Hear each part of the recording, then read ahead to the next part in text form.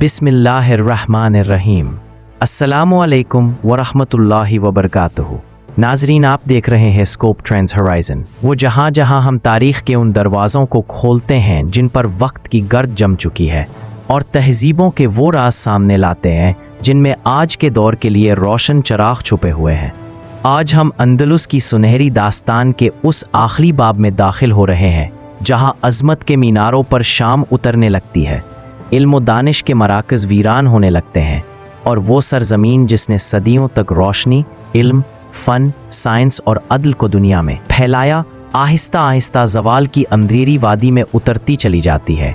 यह है ज़वाल अंदलुस की दास्तान, एक ऐसी तहज़ीब के बिखरने का मंज़र जिसने कभी तारीकी में चराग जलाया था और फिर अपनी ही कमज़ोरियों के बायस वो चराग बुझ गया। हर अजीम तहज़ीब का ज़वाल अचानक नहीं आता, ये एक खामोश अमल होता है जिसकी शुरुआत अंदर से होती है।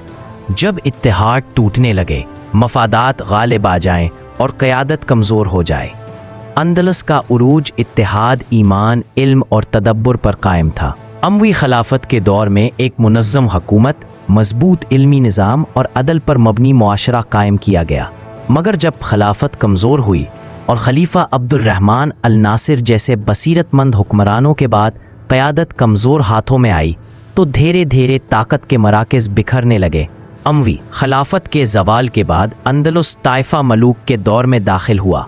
वो दौर जब एक मुत्तहिदा सल्तनत दर्जनों छोटी छोटी रियासतों में तकसीम हो गई। हर रियासत का अपना बादशाह, अपनी फ़ौज, अपनी सियासत, अपने मफादात। मुसलमान हुक्मरान एक दूसरे से जंगों में मसरूफ़ हो गए। बाज़ ने अपनी सल्तनत बचाने के लिए ईसाई बादशाहों से मदद मांगी, यहाँ तक कि खराज देने पर भी आमादा हो गए। ये अंदरूनी तकसीम दरअसल ज़वाल का वो पहला और सबसे ख़तरनाक मरहला था जिसने दुश्मन के लिए अंदलस के दरवाज़े खोल दिए। जिस वक्त मुसलमान अंदरूनी सियासत और इक़्तिदार की लड़ाइयों में मसरूफ़ थे, शुमाल की ईसाई रियासतें केस्टाइल, अरगोन, लेवन और नवारे एक दूसरे के करीब आने लगी। उन्हें एक मुश्तरका मकसद ने मुत्तहिद कर दिया, ये अंदलस को दोबारा हासिल करना, रिकॉन्क्विस्टा की तकमील करना। जहां मुसलमान क़यादत बिखरी हुई थी, वहां दुश्मन मंसूबा बंदी, सब्र और अज़्म के साथ कदम बढ़ा रहा था। एक एक करके मुसलमानों के हाथों से इलाके निकलने लगे। 1085 ईस्वी में तोलेदो का सुकूत हुआ, जो महज एक जोग्राफियाई शिकस्त नहीं बल्कि एक नफ्सियाती धचका था। ये वही शहर था जो कभी इल्म फ़लसफ़ा का मरकज़, दारुल हिकमा का हम पल्ला, इल्मी गहवारा समझा जाता था। मुसलमान अगर इस वक्त मुत्तहिद हो जाते तो हालात बदल सकते थे, मगर ताकतवर ख़ानदानों के मफादात और बाहमी लड़ाइयों ने उम्मत की इज्तमाई ताकत को कमज़ोर कर दिया। दुश्मन मुत्तहिद, उम्मत मुंतशिर, यही वो फार्मूला है जो हर ज़वाल की जड़ बनता है। ये कहना गलत ना होगा कि अल्लाह ने उम्मत को एक नहीं बल्कि 2 बार मौका दिया।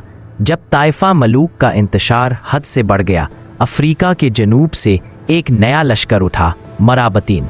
ये एक मजहबी, अस्करी और इल्मी तहरीक थी जिसने अंदलुस आकर मुसलमान रियासतों को वक्ती तौर पर मुत्तहिद किया और ईसाइयों के हमलों को पसपा किया। मराबतीन के बाद मुवाहिदीन आए, जिन्होंने मज़ीद कई दिहाइयों तक अंदलुस को ईसाई तसल्लुत से बचाए रखा। लेकिन जैसे जैसे वक्त गुजरा, उन तहरीकों में भी वो अज़्म, नज़्म और क़यादत बरकरार ना रह सकी जो आगाज़ में थी। दाखिली सियासी इख्तिलाफात, क़यादत की कमज़ोरियाँ और वक्त के बदलते हालात ने इनको भी कमज़ोर कर दिया। ये अरूज की वो आखिरी लहर थी जो समंदर के किनारे आकर थम गई। वक्त गुजरने के साथ साथ मुसलमानों का नक्शा सुकड़ता गया। उर्तबा, अशबीलिया, सरकसा, पलीतला, एक एक करके सब हाथों से निकल गए। आखिर में सिर्फ ग्रनादा बाकी रह गया, एक छोटी मगर शानदार रियासत जो बनु नसर की ज़ेरे हुकूमत थी। हरनता इल्म फ़न, मेमार और सकाफ़त का आखिरी गवारा बन गया। यहाँ अलहमरा महल अपनी पूरी शान से खड़ा था। न सिर्फ एक महल बल्कि इस्लामी तहज़ीब की खूबसूरती, नफासत और इल्म का मज़हर। गरनाता के हुक्मरानों ने सदियों तक महासरों और सियासी चालों के बावजूद अपनी रियासत को बरकरार रखा। उन्होंने ईसाइयों के साथ सियासी मुआहदे किए, खराज दिया और अपने लोगों को वक्ती अमन फराहम किया। मगर ये अमन सिर्फ कुछ वक्त का सौदा था। अंदरूनी साजिशें, ख़ानदानी झगड़े और इक़्तिदार के लिए बाप बेटों की लड़ाइयाँ इस छोटे से قلعے کو اندر سے کمزور کر رہی تھیں۔ یہ وہ وقت تھا جب عیسائی قوتیں اپنی سب سے منظم شکل میں سامنے آ چکی تھیں۔ 4452 میں، وہ سال جس نے تاریخ کا دھارا بدل دیا، کیسٹائل کی ملکہ ایزابیلا اور ارگون کے بادشاہ فرڈینینڈ نے اپنی فوجیں متحد کر کے غرناطہ کا طویل محاصرہ کیا۔ مہینوں تک شہر کو گھیرے میں رکھا گیا۔ مسلمانوں نے شجاعت دکھائی، مگر خوراک، ہتھیار اور بیرونی امداد کی کمی نے انہیں کمزور کر دیا۔ بالآخر غرناطہ کا معاہدہ طے پایا۔ مسلمانوں نے شہر دشمن کے حوالے کیا، اس شرط پر کہ ان کی مذہبی و ثقافتی آزادی برقرار رکھی جائے گی۔ مگر وقت گزرنے کے ساتھ ساتھ یہ معاہدہ توڑ دیا گیا۔ مساجد کو چرچوں میں بدلا گیا، مدارس بند ہوئے، قرآن جلائے گئے، عربی زبان پر پابندیاں لگی اور اندلس کی شناخت کو مٹا دیا گیا۔ وہ اذانیں جو صدیوں تک گونجتی تھیں اب چرچ کی گھنٹیوں میں دب گئی۔ غرناطہ کا سقوط صرف ایک شہر کا نہیں بلکہ ایک تہذیب، ایک علم، ایک ایمان کے زوال کی علامت بن گیا۔ اندلس کی کہانی محض ماضی نہیں، یہ آج کا سبق ہے۔ یہ ہمیں یاد دلاتی ہے کہ اتحاد کے بغیر کوئی عظمت باقی نہیں رہ سکتی۔ علم اور بصیرت کا چراغ بجھ جائے تو تلواریں کچھ نہیں کر سکتی۔ دشمن کبھی غافل نہیں ہوتا، وہ صبر اور حکمت سے آگے بڑھتا ہے۔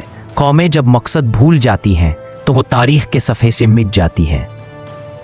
الحمرا کے ستون آج بھی سرگوشی کرتے ہیں۔ ہم نے روشنی کو دیکھا تھا، علم کو پروان چڑھتے دیکھا تھا، اور پھر اپنے ہی ہاتھوں اسے مٹتے بھی دیکھا۔ ناظرین، اندلس کی داستان ایک مکمل سفر ہے، عروج سے زوال تک، روشنی سے اندھیرے تک۔ یہ کہانی ہمیں بتاتی ہے کہ تہذیبیں جنگوں سے نہیں، اندر سے ٹوٹتی ہے۔ جب علم کمزور پڑے، قیادت منتشر ہو اور مقصد فراموش ہو جائے تو مضبوط قلعے بھی گر جاتے ہیں اور عظیم تہذیبیں مٹ جاتی ہیں۔ غرناطہ کے کھنڈرات سے چلتی ہوا آج بھی ایک سوال پوچھتی ہے، کیا تم وہی غلطیاں دہراؤ گے یا تاریخ سے سبق سیکھو گے؟ یہ تھا اندلس کی داستان کا آخری باب، زوال کی کہانی، عبرت کا پیغام۔ اسکوپ ٹرینز ہورائزن کی جانب سے امید ہے کہ یہ سیریز آپ کو نہ صرف ماضی سے روشناس کر گئی بلکہ سوچنے پر بھی مجبور کیا ہوگا۔ اگر آپ نے سیریز کے تمام حصے دیکھے ہیں تو اپنی رائے ہمیں کمنٹس میں ضرور بتائیں۔ اگلی تاریخی سیریز تک اللہ حافظ و ناصر۔